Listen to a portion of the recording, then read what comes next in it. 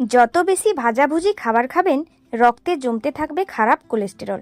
Cholesterol হলো এক ধরনের মোম জাতীয় পদার্থ।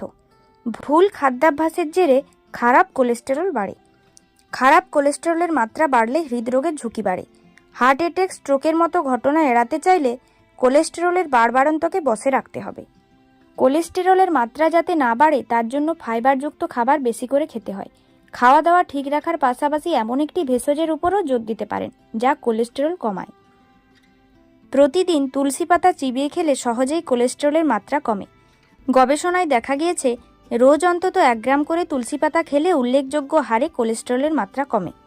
তুলসী পাতার মধ্যে অ্যান্টিঅক্সিডেন্ট রয়েছে যা দেহে ক্ষতিকারক ফ্রি রেডিক্যালের সঙ্গে লড়াই করে, অক্সিডেটিভ স্ট্রেস এবং শারীরিক প্রদাহ কমায়। এছাড়া এই অ্যান্টিঅক্সিডেন্ট কোলেস্টেরলের মাত্রাও কমায়।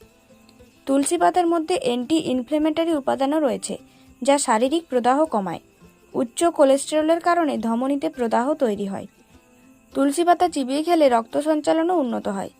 তুলসী পাতা খেলে রক্তে খারাপ কোলেস্টেরলের মাত্রা কমে, পাশাপাশি ভালো বা এইচডিএল কোলেস্টেরলের ঘনত্ব বাড়ে। এর জেরে দেহে লিপিড প্রোফাইলের ভারসাম্য বজায় থাকে, পাশাপাশি হৃদরোগের ঝুঁকিও কমে। কোলেস্টেরল মেটাবলিজমে লিভার গুরুত্বপূর্ণ ভূমিকা পালন করে, সুতরাং কোলেস্টেরলের মাত্রা কমানোর জন্য লিভারের কার্যকারিতা সচল রাখাও দরকার। এই কাজটাও তুলসী পাতা করতে পারে। লিভারের সমস্যাও কমায় তুলসী পাতা। তাই শরীরে খারাপ কোলেস্টেরলের মাত্রা কমাতে চাইলে এই ভেষজ উপাদান গ্রহণ করুন।